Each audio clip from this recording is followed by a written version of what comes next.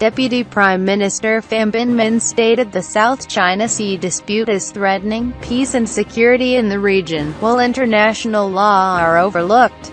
Asia-Pacific region is potentially the risks of conflict, especially in the Korean Peninsula, the South China Sea, threatening the peace, security and shared prosperity. Pham Binh Minh stated in Session Block 71 high-level discussions of the General Assembly of the United Nations (UN) last week in New York, USA.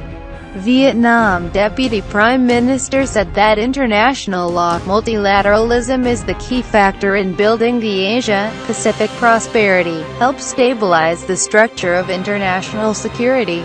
However, the standards, the basic principles of international law are still being overlooked. Some countries have imposed measures, unilateral, abuse of power, use of force to solve the security problem. It has been causing tension, confrontation, hindering efforts to resolve the dispute by peaceful means. On a world scale, the tension and uncertainty complicated, in the power of thinking. Use or threat of use of force in international relations are also common security threats. Mr. Pham Binh Minh stressed all countries, big or small, must adhere to the law. Proposals to strengthen the UN role in the settlement of disputes by peaceful means.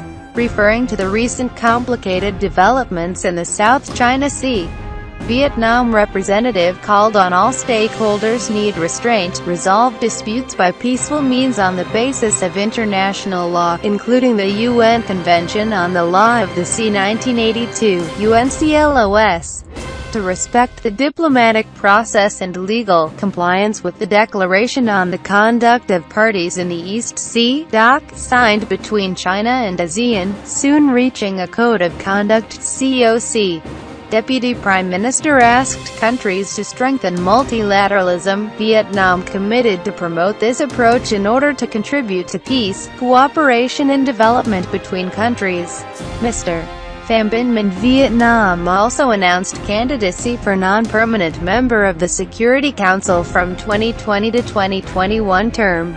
Chinese Defense Minister calls for preparing for "people's war at sea" to deal with security threats and protection of the so-called sovereignty. Chinese Defense Minister Chang Won-kan, calling for the recognition of the seriousness of the situation of national security, especially threats from the sea, Xinhua news agency said today. Army, police and people should be prepared to defend national sovereignty and territorial integrity, he said during a visit to Standing Zhejiang province. News agency did not state the date of the visit and did not provide further details.